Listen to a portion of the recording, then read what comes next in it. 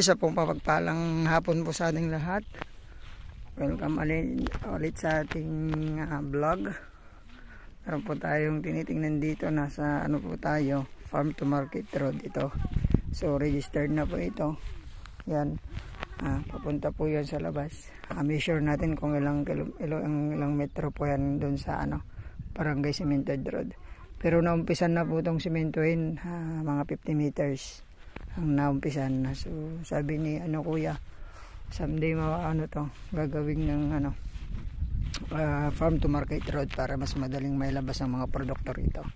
So ito na po yung titignan natin, mga ma'am sir. 4 hectares po ito. Ito po yung umpisa ng lupa. So napagitnaan po tayo ng ng daan.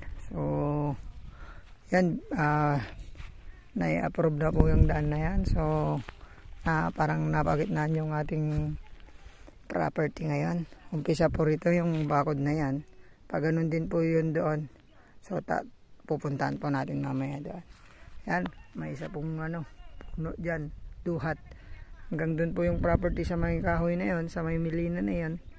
So ang shape ng lupa rectangular, napakaluwang na rectangular. Hanggang doon po yan. So yan, may fish pan po ito na maluwang doon, hanggang doon po yung property. So yun, lakarin po natin ito. Maluwang po ito, 4 na hektarya, titled, isang titled, nakapangalan po sa seller property na to. So may init-init ngayon, so paliparan na lang po natin ng drone. Tinatanim po rito palay. May deep well ata doon, tingnan ko po yung property.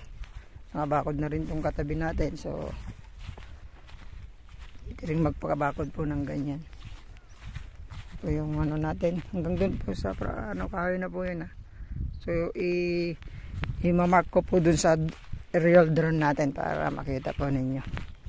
So wala pong 1 kilometro papuntang tansya ko lang po 1 kilometro papunta sa cemented road. Tapos sa highway, nasa lang po ito, 1.5 or sabihin na natin 2 kilometro papuntang National Highway papuntang Isabela. Tapos exit papuntang Carmen Rosales. Ayan po, at napakadali pong puntahan nitong property. Medyo rough road pa nga lang po yung daraanan natin, pero makakapasok po yung 4 wheels po natin. Ayan. Nasabi ko pong donated na po yung barangay road itong mga daanan na to, ay nagtatabo na po sila. So someday masisimento daw po.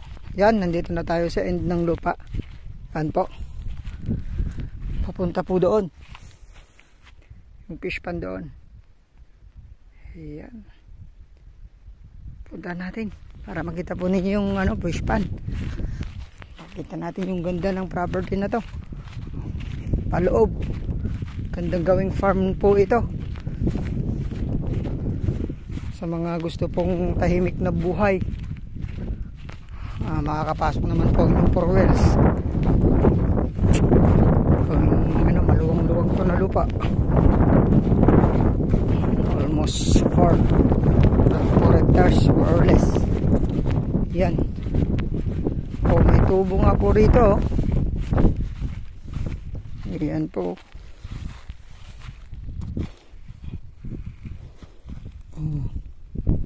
So bubuhayin na lang po yan.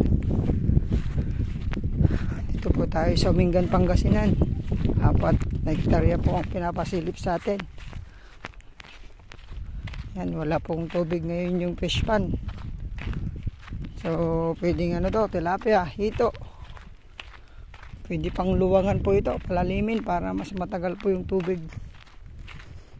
Yan, pwede din gawing resort to. Nasa gitna po ng bukid. Ayan, nasa kalagitnaan po tayo ng bukid. Resort, Bukid Resort. Yan. So yun, 4 na hektarya po. Sana magustuhan nyo mga ma'am sir. Ang presyo po nito 130 per square meter. Capital gain tax 5%, seller side. Sila pong bahala doon. At Negotiable daw po ito. Sabi ng seller natin. So kayo na lang po ang tumawad. Direct po namin kayo sa seller para mapag-usapan pa po ang ibang usapin.